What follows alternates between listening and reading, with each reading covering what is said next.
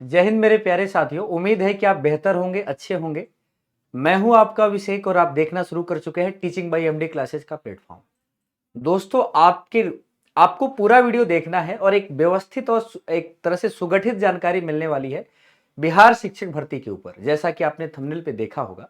दोस्तों, अगर हम बात करें तो बीपीएससी ने 1.0 के थ्रू आपने देखा कि 1,70,000 वैकेंसी निकाली और उसमें लगभग 1,20,000 जो सीट हैं उस पर ज्वाइनिंग होने वाली है, डीबी चल रही है। तो एक्यूरेट कितनी ज्वाइनिंग होती है, कितने बिहार के लोग हैं, कितने बाहर के लोग हैं, प्राथमिक स्तर पर और बाकी स्तर पर क्या है, तो ये सारी जानकारी आपको मिलने वाली है। अब उस आधार पे यानी हम लोग बीपीएससी के टीचर रिक्रूटमेंट एग्जामिनेशन 1.0 के आधार पर अगर हम बीपीएससी का टीचर रिक्रूटमेंट एग्जामिनेशन 2.0 देखें, अगर दूसरा चरण देखें, तो उस आधार पर एनालिसिस कर अगर हम बेहतरीन तरीके से सोचें तो ये एग्जाम भी आपका निकल सकता है। जैसे आपने देखा कि अन्य राज्यों के बच्चे, यूपी के बच्चे हैं, राजस्थान के बच्चे हैं, एमपी के बच्चे, जैसे बिहार में प्राथमिक स्तर पर शिक्षक भर्ती में ज्वाइनिंग पाई है, वैसे आप भी पा सकते हैं।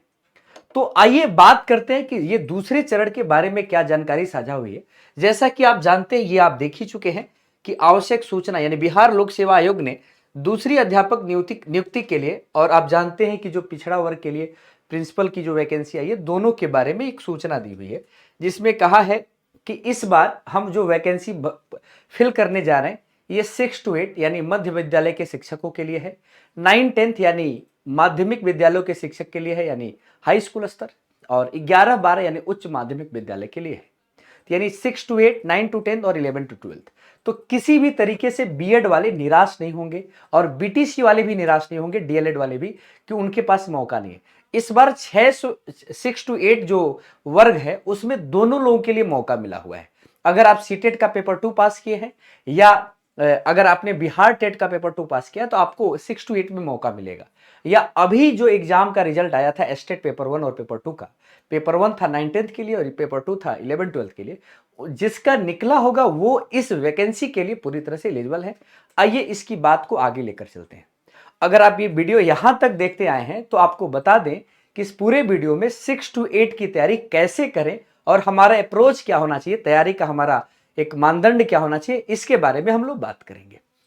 तो दोस्त, आप जानते हैं कि बिहार शिक्षक भर्ती का एग्जाम बीपीएससी करा रहे हैं और बीपीएससी इस बार एक तरह से पूरे देश में इस बात के लिए बधाई का पात्र है कि इतनी लेट वैकेंसी निकालने, माने वैकेंसी निकालने से ज्वाइनिंग कराने तक 5G मोड में इतनी तेज कोई भी वैकेंसी आज तक देखी नहीं गई है, इतनी बेहतरीन तरीके से भरी गई हो, न पेपर में किसी प्रकार की गड़बड़ी हुई, हर तरीके से इतने सारे लोगों के लिए अलग अलग पेपर की कैटेगरी बांट के इसने एग्जाम कराया है। तो आइए लेकर चलते हैं बीपीएससी टीआरई 2.0। पूरा नाम है टीचर रिक्रूटमेंट एग्जामिनेशन बिहार शिक्षक भर्ती, चरण है 2.0। तो आइए 2.0 चरण की शुरुआत करते हैं और हम बात करते हैं इसमें जो आप देख पा रहे हैं बिहार राज्य विद्यालय अध्यापक नियमावली 2023 के अंतर्गत आपने देखा है कि भैया उच्च माध्यमिक विद्यालय में 18,830, माध्यमिक में 18,880 और 6 से 8 में 31,982 सृजित पदों की संख्या है।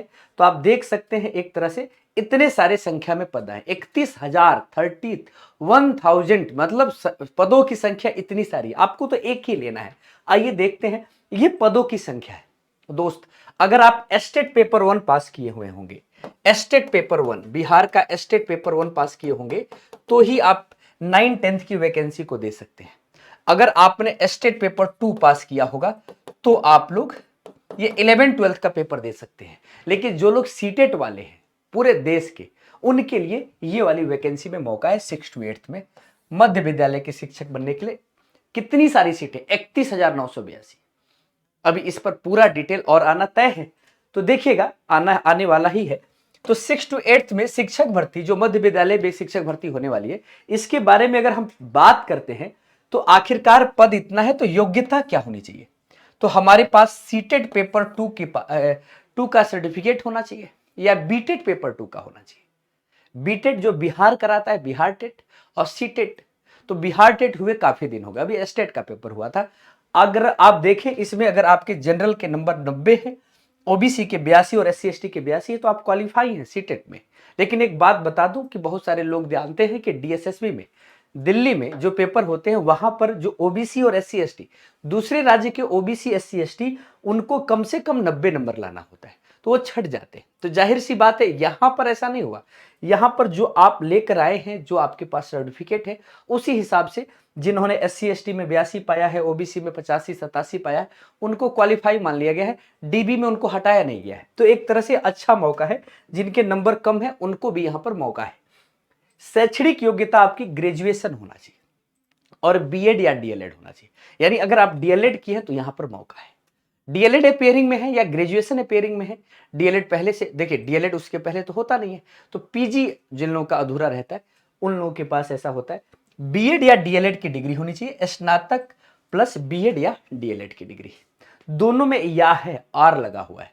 ठीक है, चलिए आगे चलते हैं। अगर हम तो यहां पर सब्जेक्ट वाइज अगर बात करें तो यहां पर 4 कैटेगरी में देखते हैं, एक मैथ या साइंस, दूसरा सोशल साइंस, हिंदी या इंग्लिश। आप जानते हैं कॉमर्स वाले सोशल साइंस में आ जाते हैं, मैथ बीएससी अगर बीएड कोई किया है, बीएससी मैथ से किया है तो मैथ्स में आएगा। साइंस मतलब मैथ वाले और साइंस वाले लगभग एक ही कैटेगरी होती है। सोशल साइंस में अगर आप जियोग्राफी के हैं, अगर आप हिस्ट्री के हैं, अगर आप पॉलिटी यानी पॉलिटिकल साइंस पढ़े हैं या इकोनॉमिक्स पढ़े हैं, कॉमर्स पढ़े हैं, तो आप इस कैटेगरी में आएंगे। हिंदी वाले लोग इस कैटेगरी में, इंग्लिश वाले लोग यानी बीए बीएड अगर आपने हिंदी से बीए किया है या बीए अगर आपने इंग्लिश से किया है तो आप इस कैटेगरी में आएंगे। तो ये आपके पास सब्जेक्ट वाइज ये योग्यता होनी चाहिए। अगर हम आप देखिए एक बात अगर हम कहें कि अगर यही कोर्स आपके पास पीजी का हो तो आप 9-10 में चले जाएंगे, और जो 6 to 8 वाले हैं अगर इनके पास बीएड की डिग्री है, यहाँ पे ध्यान दीजिएगा डीएलएड भी होना चाहिए, अगर बीएड की डिग्री है तो ये लोग 9-10 के लिए भी एलिजिबल है, लेकिन उसके लिए एस्टेट का पेपर होना चाहिए। अगर आपके पास एस्टेट नहीं है और आपके पास सीटेट का पेपर 2 है तो जाहिर सी बात है आप 6 to 8 में वैकेंसी के योग्य हैं। लेकिन अगर आपके पास बीएड है, यही योग्यता है आपके पास, और बीएड है और एस्टेट का पेपर 1 है, तो आप 9-10 के शिक्षक के लिए भी एलिजिबल है। तो यहां पर आप 6 to 8 वाले की बारे में बात करते हैं तो इनके पास ये योग्यता, शैक्षणिक योग्यता होनी चाहिए। और अगर हम सिलेबस की बात करें, क्या पढ़ना होगा, इसके बारे में पूरा डिटेल वीडियो लेकर आएंगे। क्या महत्वपूर्ण टॉपिक है, चैप्टर वाइज, सब्जेक्ट वाइज लेकर आएंगे। हर एक सब्जेक्ट वाइज क्या ओवरऑल सिलेबस है, किस तरह के क्वेश्चन पूछे गए, उस हिसाब से आपके लिए क्या अति महत्वपूर्ण होने वाला है, इसके बारे में हम बताएं।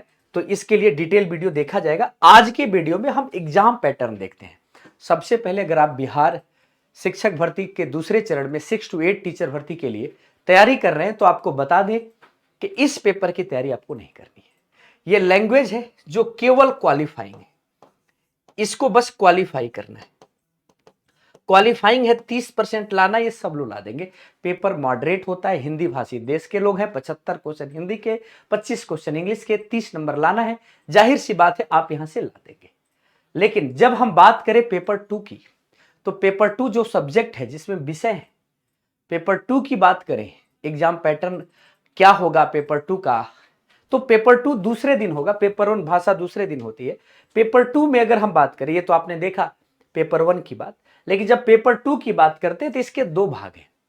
एक 40 क्वेश्चन का है जिसमें जीएस आता है, जिसमें करंट अफेयर आता है, जिसमें स्टैटिक जीके आता है, स्टैटिक जीके आता है, ठीक ना। इसी में आपका बिहार स्पेशल आएगा, बिहार स्पेशल आएगा, ठीक ना, करंट अफेयर आएगा। ये सारी चीजें जो है 40 क्वेश्चन इसके आने, 40 क्वेश्चन। और ये बहुत रिमार्केबल है। आप अगर सब्जेक्ट में पीछे हैं तो यहां से नंबर उठा सकते हैं, क्योंकि ये मॉडरेट लेवल आता है।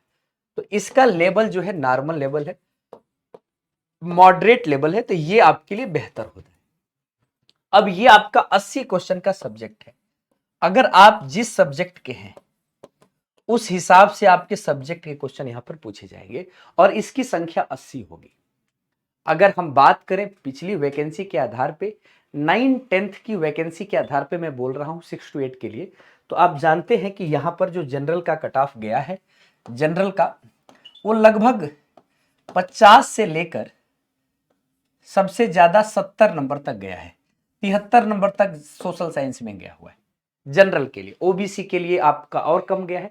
तो एक तरह से देखा जाए ओबीसी के लिए ये 9-10 के लिए गया था नंबर।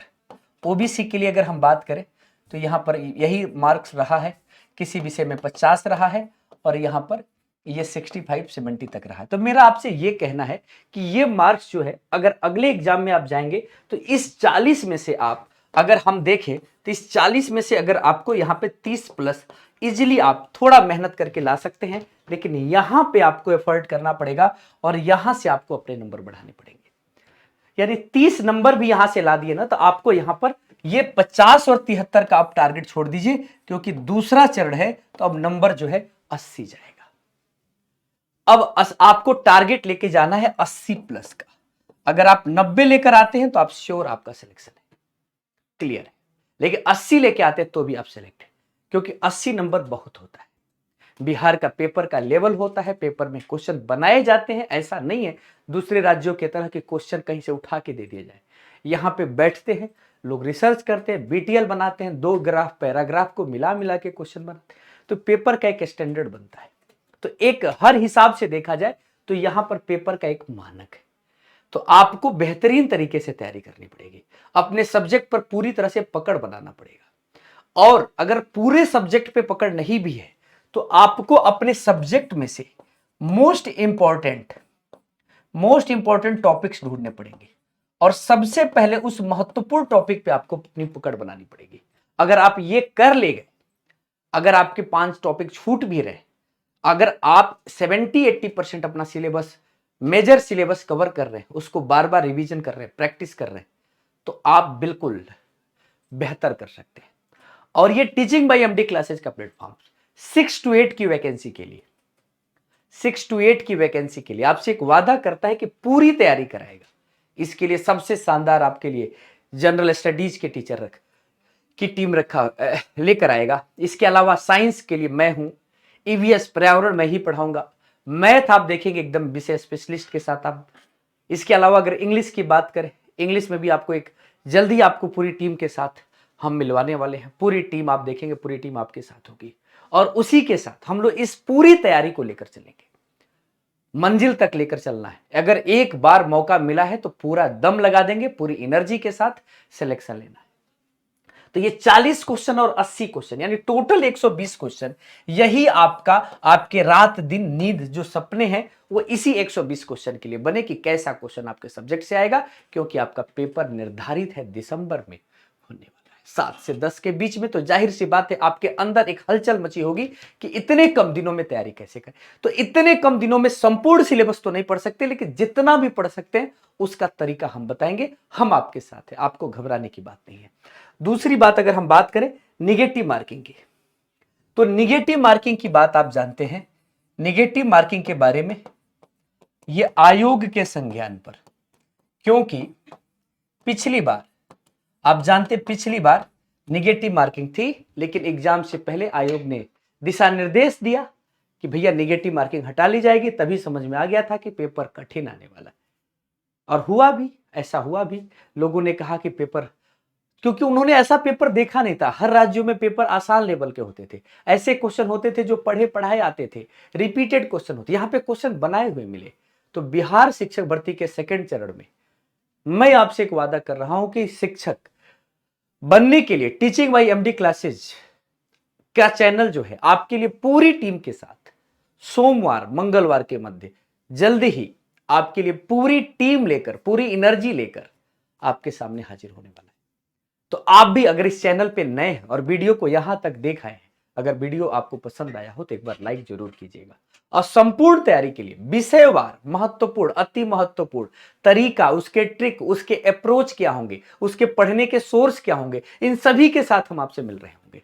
तो इसी के साथ अपना प्यार, अपना दुलार इस चैनल को दीजिएगा। ये आपका चैनल है, इसमें कुछ सुझाव चाहिए तो कमेंट सेक्शन में दे सकते हैं। वीडियो पसंद आया तो ही लाइक कीजिएगा।